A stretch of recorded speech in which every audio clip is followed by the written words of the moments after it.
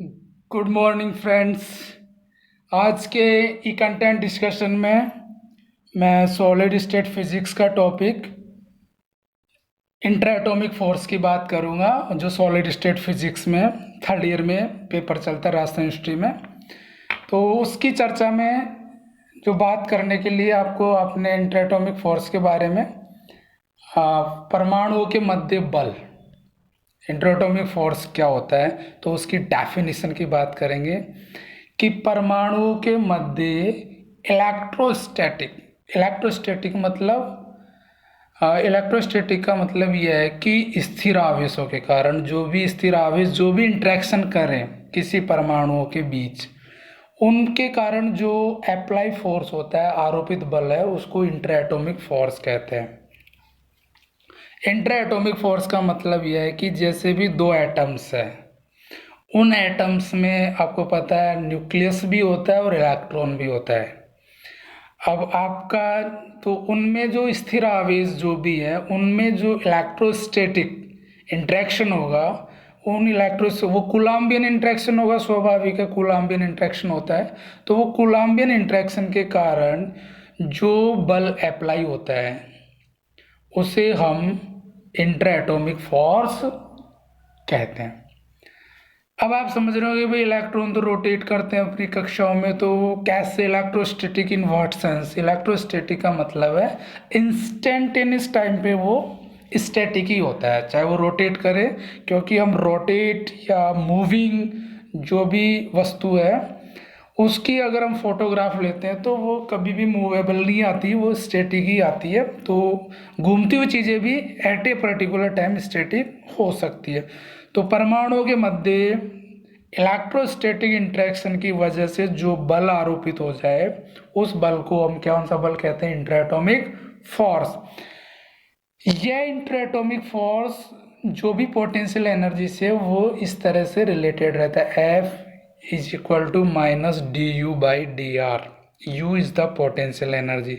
तो कहने का मतलब ये एक बात तो साफ हो गई कि इंटर एटॉमिक फोर्स भी प्रकृति में कंजर्वेटिव नेचर के होते हैं, क्योंकि F बराबर minus D you upon D R जो फॉलो करता है, वो जो फोर्स इस समीकरण को, इस मैथमेटिक्स फॉर्मूलेशन को फॉलो करता है, वो समीकरण एक्चुअली वो जो बल होता है वो कंजर्वेटिव फोर्स होता है। अब ये भी बात क्लियर है कि हम inter atomic force intermolecular force से ज़्यादा होता है। इन इंटर एटॉमिक फोर्स की जो प्रकृति है वो वैद्युत प्रकृति होगी, स्वाभाविक है। जहाँ भी इलेक्ट्रोस्टैटिक इंटरेक्शन हो रहा है तो वहाँ पे प्रकृति इलेक्ट्रिकल नेचर शो करेगी, और प्रास तो बहुत कम होगी। एटम्स की प्रास एंगस्ट्रॉम ऑर्डर की होती है, देयरफॉर ये 10 की पावर माइनस 10 मीटर की रेंज में ये फोर्स वर्क कर सकते हैं। दूसरी बात यह है कि जब भी कोई दो एटम्स, अब हम उसकी चर्चा करेंगे कि कैसे इंटर एटॉमिक फोर्स को कैसे डिफाइन करें। जब भी कोई दो एटम्स होते हैं वो इनफाइनाइट पे होते हैं, तो वहाँ पे कोई उनके बीच में इंटरेक्शन नहीं होता। इनफाइनाइट पे कोई किसी भी तरह का इंटरेक्शन नहीं होगा, तो वहाँ तो कोई इंटरेक्शन नहीं होता। लेकिन जब वो क्लोज आते हैं और थोड़ा नज़दीक आने पर उनके बीच में आकर्षण बल लगने लग जाता है। कुल मिला के और फिर और नज़दीक करो तो और रिपल्सिव फोर्स वर्किंग में आने लग जाता, अस्तित्व में आने लग जाता। तो मैं यहाँ पे ये कहना चाह रहा हूँ, इसका मतलब यह है कि अट्रैक्शन जो है, सबसे पहले दुनिया में जो अस्तित्व में आया वो अट्रैक्शन ही है। अगर अट्रैक्शन नहीं, मतलब अट्रैक्शन एक पासवर्ड हो गया इस दुनिया का। भाई अट्रैक्शन नहीं होता तो चीज़ें नज़दीक आती नहीं और मैटर भी नहीं बनते। तो कोई भी चीज़ अगर अट्रैक्शन, तो पहले अट्रैक्शन ही था। मान लीजिए पहले शुरू में रिपल्सन हो जाता, मतलब दूरस्थ स्थित वस्तुओं में आकर्षण होना जरूरी है। अगर आकर्षण नहीं हुआ होता इस दुनिया में तो चीज़ें नज़दीक आई नहीं होती, एटम्स नज़दीक आए नहीं होते, तो मटेरियल्स बने नहीं होते। मटेरियल्स नहीं बने होते तो फिर यूनिवर्स भी नहीं बना होता। समझ रहे बात को? तो इसका मतलब सबसे पहले तो कोई भी बहुत ही अनंत दूरी पे, अनंत कोई शब्द नहीं है, अनंत का कोई मीनिंग नहीं है, ये अनडिफाइंड है। मतलब कि आप डिफाइन नहीं कर सकते उसको, वहाँ पे all physical quantities becomes zero, वो पॉइंट अनंत होता है फिजिक्स में। तो अब थोड़ा नज़दीक आया तो उनमें अट्रैक्शन हो जाता है, फिर थोड़ा सा जैसे ही इन डेफिनिट पोजिशंस में अट्रैक्शन अट्रैक्शन होगा, बहुत ज़्यादा अट्रैक्शन। जैसे हम मानो भी दो पीपल होते हैं, जैसे दो लोग हो, वो अपोजिट इन चार्जेस भी हो सकते हैं, मतलब विपरीत प्रकृति भी उनकी हो सकती है, तो वो नज़दीक आएंगे। तो सर्वप्रथम वो नज़दीक आने की उनकी वजह यही है कि अट्रैक्शन होता है।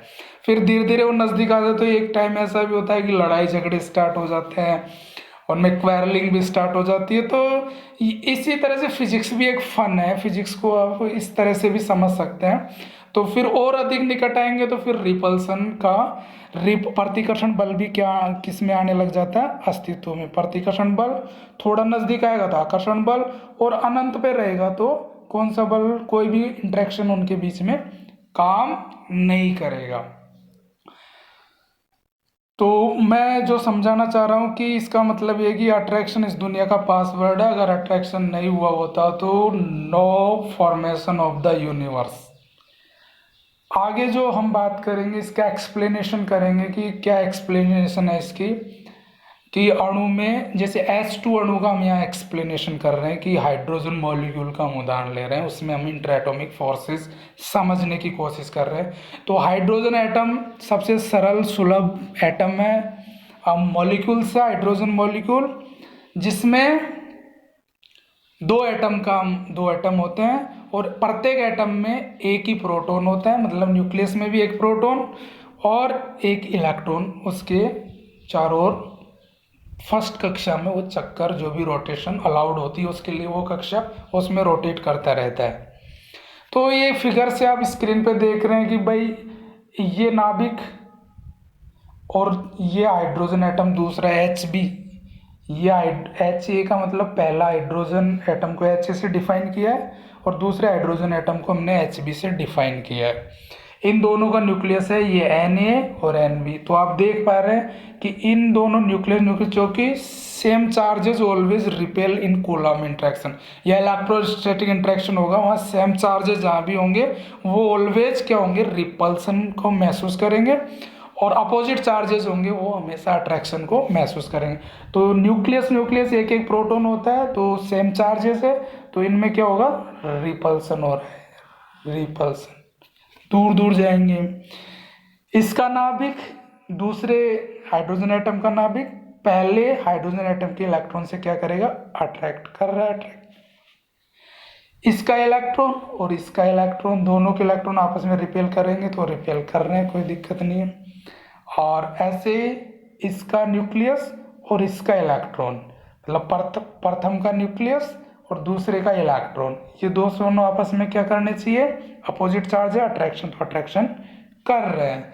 तो कुल मिला के बहुत सारे, हालांकि ये तो दो ही एटम्स है और बहुत सिंपल, कुछ इलेक्ट्रॉन एक ही है, बहुत सारे इंट्रैक्शंस हो सकते हैं। तो अप्रोक्सीमेटली इंट्रैक्शंस भी इतने ज़्यादा है, अगर ये इंट्रैक्शंस वास्तव में डिफाइंड हो जाते हैं तो इस दुनिया में बहुत सारी चीज़ें, बहुत सारी प्रॉपर्टीज हम डिफाइन कर लेते। लेकिन अब जो प्रॉपर्टी डिफाइन हो रही है वो केवल अप्रोक्सीमेट नेचर में डिफाइन हो रही है, क्योंकि अगर या तो दो इलेक्ट्रॉन है, बहुत सारे इलेक्ट्रॉन हो जाए तो कैसे इंटरेक्शन, इसकी पोटेंशियल एनर्जी कैसे डिफाइन करेंगे, बहुत कॉम्प्लिकेटेड मैथमेटिक्स हो जाती है और सॉल्वेबल नहीं होती, और मतलब एनालिटिकल चीज़ें नहीं आ सकती। खैर जो भी है, यहाँ पे पॉसिबिलिटीज़ जो मैंने बता दी आपको, नाभिक के बीच में क्या लग सकता है, प्रतिकर्षण हो सकता है। नाभिक, पहले एटम का नाभिक और दूसरे एटम का इलेक्ट्रॉन, और दूसरे का नाभिक और पहले का इलेक्ट्रॉन, उसके बीच में क्या हो सकता है, अट्रैक्शन फोर्स हो सकता है। और इलेक्ट्रॉन दोनों जो एटम्स हैं उनके इलेक्ट्रॉन के बीच में क्या हो सकता है, रिपल्सिव फोर्स भी हो सकती है। कुल मिला के अब इस सिस्टम में हम दोनों एटम्स को पास मिलाएंगे तो H2 मॉलिक्यूल बनेगा ना। हाइड्रोजन अणु कब बनेगा, जब दोनों एटम पास में है। तो पास में आने के लिए इसका मतलब ये है कि को अट्रैक्शन और रिपल्सन में कहीं ना कहीं कोऑर्डिनेशन होना जरूरी है, तभी बनेगा। तो प्रतिकर्षण बल तो क्या, अब एक बात तो ये तो क्लियर हो गई कि दोनों तरह के बल कार्य करेंगे, अस्तित्व में दोनों करेंगे। हाँ ये जरूर है, बहुत लार्जेस्ट डिस्टेंस पे केवल अट्रैक्शन होगा, और अगर डिस्टेंस थोड़ी कम कर दें हम, इंटर न्यूक्लियर डिस्टेंस इन दोनों एटम्स की, तो जरूर आपका रिपल्सिव फोर्स भी अस्तित्व में आने लग जाएगा। तो प्रतिकर्षण बल तो उन एटम्स को दूर करने की कोशिश करेगा, और आकर्षण उन दोनों को नजदीक लाने की कोशिश करेगा। एक स्थिति ऐसी आ जाएगी, एक स्थिति ऐसी आ जाएगी, आकर्षण बल और प्रतिकर्षण बल दोनों क्या हो जाएंगे, इक्वल। और जब इक्वल हो जाएंगे तो नेट फोर्स, जब दोनों बल बराबर हो जाए तो नेट फोर्स, तो रिजल्टेंट फोर्स क्या होगा, जीरो। और जीरो होने के केस में जहां पे बल जीरो हो जाए उसको हम इक्विलिब्रियम पोजीशन कहते हैं। कौन सी कहते हैं उसको, इक्विलिब्रियम पोजीशन कहते हैं। और वहां हमारा H2 मॉलिक्यूल फ्री हो जाएगा। तो साम्यावस्था और H2 अणु का साम्यावस्था आती है, H2 अणु का निर्माण हो जाएगा। और उस स्थिति को हम अब आगे के फिगर में समझा देंगे कि उसे R0 से डिफाइन कर लेंगे। उस केस में दोनों परमाणु के बीच में जो डिस्टेंस हो जाएगी वो R0 हो जाएगी। और स्थितिज ऊर्जा आपको पता ही, अगर ऊर्जा के रूप में बात करें तो साम्यावस्था में स्थिति ऊर्जा न्यूनतम होगी, और जहाँ पे स्थितिज ऊर्जा न्यूनतम हो जाती है वो that position is the measurement of the stability of the molecule. हम इसको फिगर से भी समझ सकते हैं, इनके इंट्रैक्शंस को हम फिगर से समझने का प्रयास कर रहे हैं। ये जो फिगर है, सॉरी फॉर द इंटरप्शन, ये जो पहला फिगर है, ए और बी दोनों एटम्स हैं जो डिस्टेंस पे है। आर जो है इनके बीच में जो आर, या मान लीजिए आर है, ये इंटर न्यूक्लियर डिस्टेंस है दोनों एटम्स की बीच। तो या तो मान लीजिए इनफाइनाइट है, इधर इनफाइनाइट पर ए और बी एटम में कोई इंटरेक्शन नहीं रहेगा। जैसे जैसे आर कम हो रही, आर कम किधर होगी, इधर होगी, आर कम होगी, जैसे जैसे आर कम होगी तो हमारा कौन सा फोर्स स्टार्ट हो गया, ये फोर्स है अट्रैक्शन, एफ ए। ये फोर्स कौन सा है, अट्रैक्शन फोर्स, ये पहले वजूद में आएगा। तो अट्रैक्शन फोर्स नीचे की तरफ हमने अट्रैक्शन फोर्स लिया है, और ऊपर की तरफ हमने कौन सा लिया है, प्रतिकर्षण बल काम में लिया है। तो कुल मिला के हुआ क्या, अब जैसे जैसे और हम डिस्टेंस को क्लोज कर दी, और ज़्यादा नज़दीक आ गए, पहले दूर दूर थे अब और ज़्यादा नज़दीक आ गए, तो क्या हुआ, अब ज़्यादा नज़दीक आने पर रिपल्सिव नेचर भी अपना स्टंट दिखाना शुरू कर देगा, क्योंकि न्यूक्लियस नज़दीक आएंगे तो सेम चार्जेस रिपेल करेंगे, तो वो, लेकिन रिपल्सन लेट आ रहा है। देखो पहले अट्रैक्शन आया था, फिर अब रिपल्सन यहाँ से जो आ रहा है वो रिपल्सन आ रहा है, इसको रिपल्सिव फोर्स कहते हैं। और एक पोजीशन नज़दीक आते आते एक पोजीशन ऐसे आ जाती है ये वाली कि ये यहाँ पे हाइड्रोजन मॉलिक्यूल का निर्माण हो जाता है, ये इक्विलिब्रियम पोजीशन हो जाती है। इस स्थिति में आप देख पा रहे हैं, अच्छा ये तो इंडिविजुअल रिपल्सिव फोर्स का हो गया, और ये इंडिविजुअल क्या हो गया, अट्रैक्शन फोर्स। ये जो ग्राफ देख पा रहे हैं आप, ये फोर्स वर्सेस डिस्टेंस, ये रिजल्टेंट है, मतलब दोनों का रिजल्टेंट है। तो यहाँ पर ये जो पॉइंट दिखाई दे रहा है आपको, ये साम्यावस्था है, यहाँ पे फोर्स क्या हो जाएगा, जीरो। यहाँ पे हाइड्रोजन मॉलिक्यूल का निर्माण हो जाएगा, क्योंकि डिस्टेंस बहुत कम हो जाएगी यहाँ पे। इस डिस्टेंस को हम कहते हैं बॉन्ड लेंथ, इसको R0 से डिफाइन करेंगे। किससे डिफाइन कर रखा है, R0 से। This is said to be as bond length. और हम एनर्जी के रूप में देखें तो बहुत ज़्यादा दूर रहेगा, तो वही बात कि अट्रैक्टिव पोटेंशियल एनर्जी रहेगी, और ज़्यादा अट्रैक्शन आएगा।